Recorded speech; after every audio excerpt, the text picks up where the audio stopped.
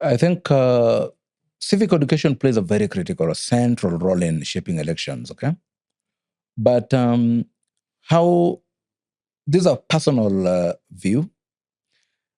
There are two things as we end up on this. One, the learned and the middle class and those who understand really what's going on are the people failing in this country because then they don't give direction. And by giving direction, I mean, I have looked at politicians today. I'm not giving a politician my vote based without somebody describing for me exactly what they need to do. And by that, I mean something tangible. The problem we have as a country is we have politicians who have decided to then they're busybodies. For instance, today, ask NPs what they're doing. They'll tell you they're giving bursaries. Okay? They're not doing anything tangible. The education system, I mean, if you look at the Energy CDF Act, it empowers, I mean, it gives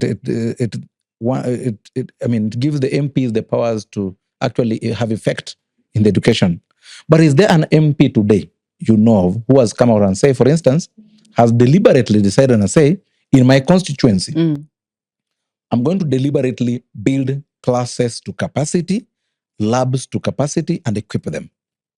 And then number two, I'm going to then ensure teachers in my constituency are well trained for this CBC. I don't need to do the entire constituency. I need to take 5 schools per year. I'm going to take these 5 schools and ensure that every equipment they ever need for CBC is ready. If it is science, okay? As an MP, that's what I'm going to do.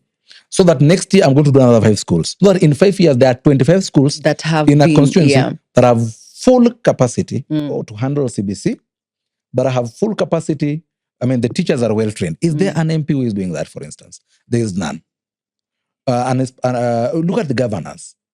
I was looking at the debate around Susan Kihika, and it took me to check what Lee Kinyanjui was doing before her. Lee Kinyanjui was very passionate about the medical aspect. He did a very big hospital in Nakuru. He expanded the other ones. He did construction. But instead of Susan Kihika coming and carrying on with that plan the legacy and saying, here, let me equip this, let me then do this, she decided to do her own things. I see on her timeline, just doing roads, etc. There is no proper strategic plan around how we run our counties, how we run our constituencies. And that's where I call upon professionals, the middle class, to offer that direction.